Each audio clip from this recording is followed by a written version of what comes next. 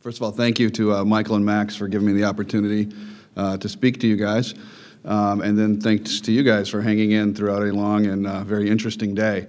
So I'm going to talk a little bit about behavioral economics in general and behavioral economics in healthcare in particular, and how we see the two coming together to really, hopefully, help the way that people think about themselves and their own health and make better decisions in the future. So let's see if this actually works. It does. So what is behavioral economics? So what's wrong with this picture? Yeah, everything. That's right. I mean, someone's going to the gym and they're taking the escalator. At least that guy at the bottom seems like he's walking up the escalator.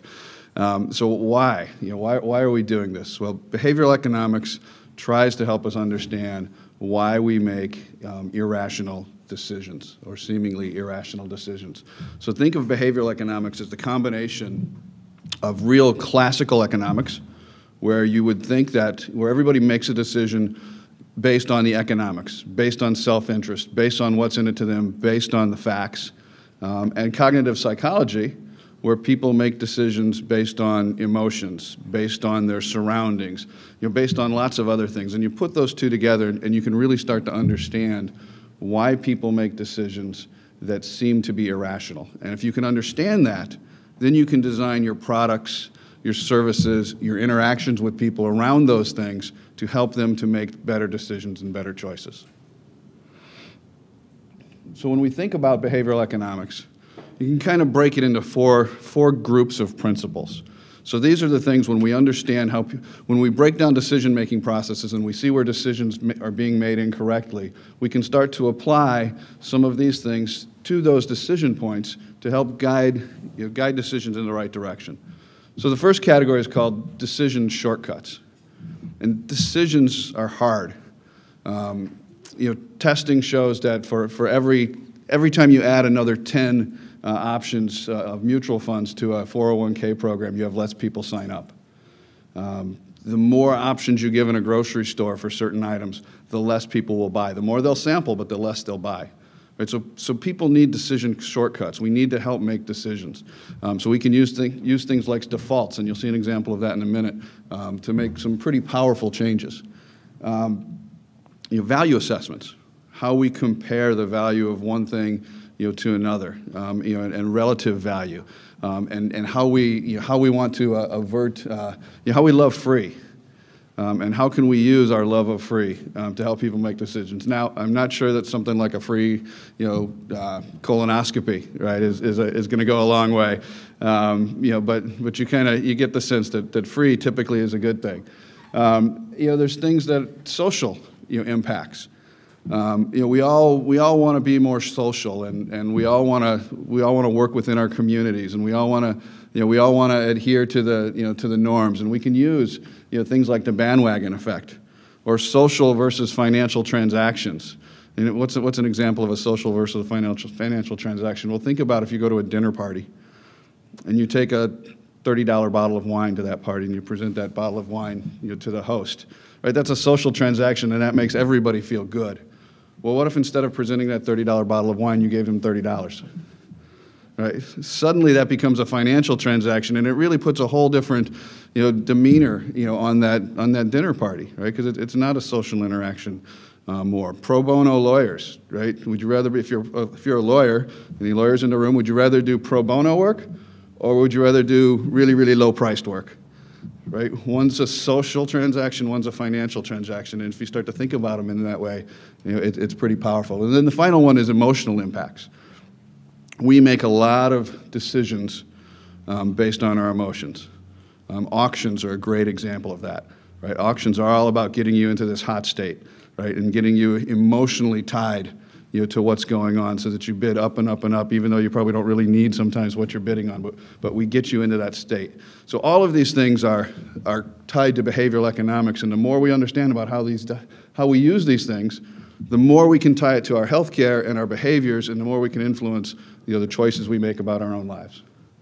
So just a couple of very quick examples here. Who's seen this chart before? I know some people have. Anybody who was in my workshop yesterday saw it, I know that. So this is, if you look at 6 different countries, this is their statistics for signing up to be an organ donor.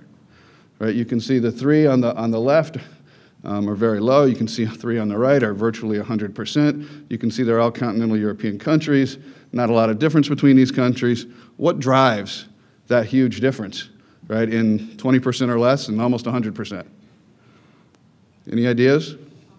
Opt out, exactly. It's the one thing, right? The ones on the left, you have to opt in to be an organ donor. The ones on the right, you have to opt out to be an organ donor.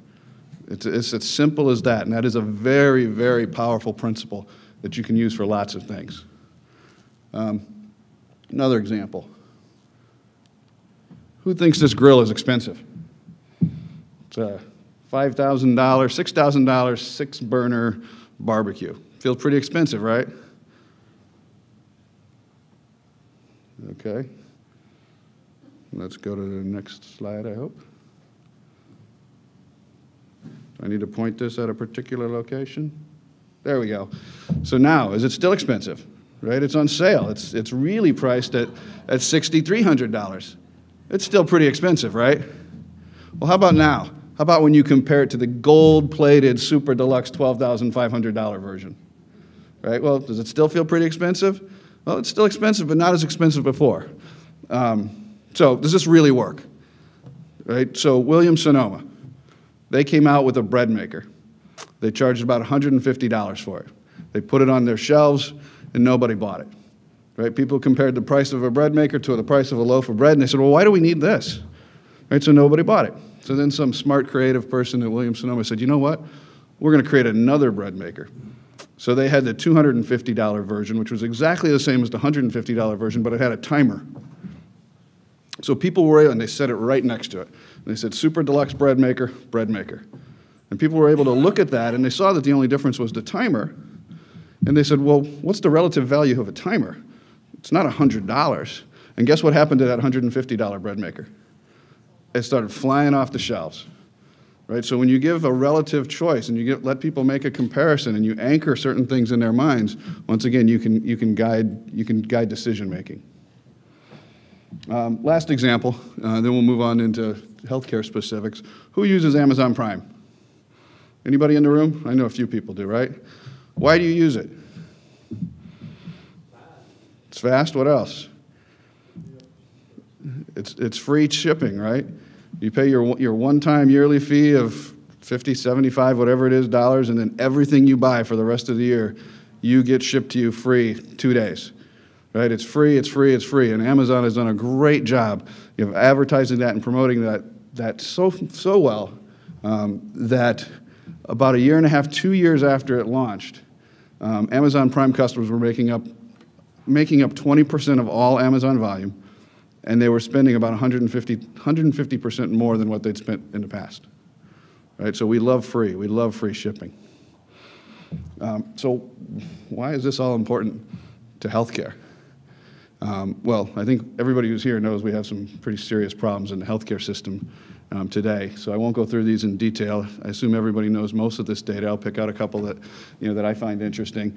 34% of us, right, adults over 20 are obese, and that number is not going down anytime soon. Diabetes, it's going way, way up. This one is really scary to me, being the father of 3 young children. 1 of 3 children born today, if things don't change, will have diabetes in the future. I mean, that's a really scary and sobering fact right there. What else? Poor choices that cost us money. Just missing doctor's appointments. You're not showing up. Right? We don't, as an individual, we don't think about it, but it costs the system, lots of money. And the bottom one here, once again, the one that's kind of interesting and depressing all at the same time. According to the CDC, state and federal governments, spend a lot more, 1,000 times more, on the treatment of disease than the prevention of disease. And that's just crazy. We've got to change that calculation. Has anyone seen this study before? So Professor Ralph Keeney from Duke, actually, did a study published in, I believe it was the Journal of Operations Management in 2008, where he looked at all the deaths in the U.S. in different periods and tried to categorize them into preventable versus non-preventable, basically. And he found in 1900, 5% of the deaths in the U.S. were preventable, right? Preventable because they were caused by personal choice. In 1950, that number had jumped to 20 to 25%. This is the data from 2000 where that number's up to 45%. So 45% of all deaths in the U.S., 1.1 million out of 2.4 million, right, were preventable based on personal choice. Right? And you can see the big categories: smoking, weight loss, alcoholism, those types of things. But these are the things that are killing us more and more. And we can use things like behavioral economics and lots of other things. Behavioral economics by itself is not a solution, right? It's part of a broader solution. But we can use it to help change some of these statistics. So if we made just a little bit of movement, just a little bit, think of the money that we could take out of the system. Just a little bit, 10 to 20% movement in some of these categories could take out, I think it's 12 to 13% of our current healthcare budget. That's a lot. So does this really work? And specifically, does it work in healthcare? So I've got a couple examples where it seems to be working. Now, behavioral economics as a science has been around for a while, right? Since the 60s. Behavioral economics applied to healthcare is still fairly nascent. So a couple of examples here. So if you think about emergency department visits, 10 to 20%, right, are typically classified as non-urgent, non-necessary. You could have gone somewhere else. The cost of the system for that, somewhere between $6 and $20 billion, depending on whose estimate you believe. And the important thing is universal coverage, so giving everybody insurance, while a good idea, right, does not appear to be the answer for reducing non-necessary emergency department visits.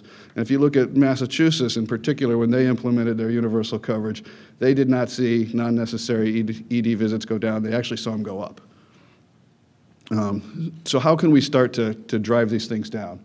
So one of the large national payers did a test. So they looked in a particular area, and I'll get to that in a second, and they said, well, we have an unusually high rate of emergency department visits in our Medicaid population.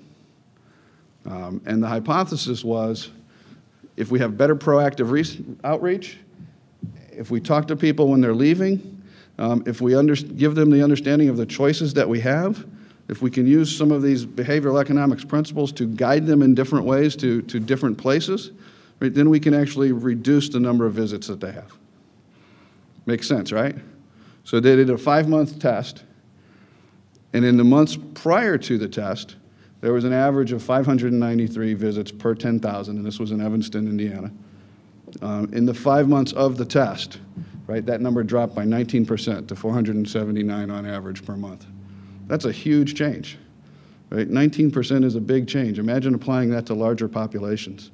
Right, so in this case, it works. Is it sustainable? It should be sustainable because this is a low-cost alternative. There's not a lot of overhead, right, in providing this type of service. Another thing that we've recently started to see, we talked a little bit about relative choice and how hard it is to make decisions. Well, as we move into the world of health insurance exchanges, right, it's only going to get tougher. Because there's going to be a lot of different options that are going to be hard to tell the difference between. So what health insurance companies are starting to do today is use behavioral economics to better frame choices to their potential members in a way that makes it easier. And you can see the example here. It's from a Blue Cross Blue Shield plan, where after you've done a basic questionnaire, they show you 3 different plans. They show you the price of each of them so you get a relative feeling for them, and then they tell you which one, they give you the default, right, the one on the left, which one we think is best for you. And their goal here is not only to get members today, but to make this long-lived enough so that when it comes time for health insurance exchanges, that you've made your choice to go with, in this case, this particular organization long before you've ever reached the exchange. Right? Because once they get to the exchange, then it's fairly commoditized. Who's ever used stick.com? One person. Stick.com is it's a very interesting website, and I'll give you a quick example of how it works. So the whole premise is you have a goal, you have an objective that you want to meet. So me, I want to lose 20 pounds over the next 6 months. So I go create what's called a commitment contract. And I write a contract with this website that I'm going to lose 20 pounds over 6 months, and if I don't, here's my credit card information, and here's a charity of my choice. You can send 100, 200, 500, whatever it is you want to that charity. And then I sign up, if I want to, I sign up some coaches who can monitor my weekly progress towards my goals, and they can send me emails and encourage me and all that. But at the end of the day, if I don't reach my goal after 6 months, then that money that I've committed goes to whomever I've committed it to, whatever charity. The interesting thing, so you say, so what? I lost 15 pounds and $200 goes to my favorite charity. It's not a bad deal, right?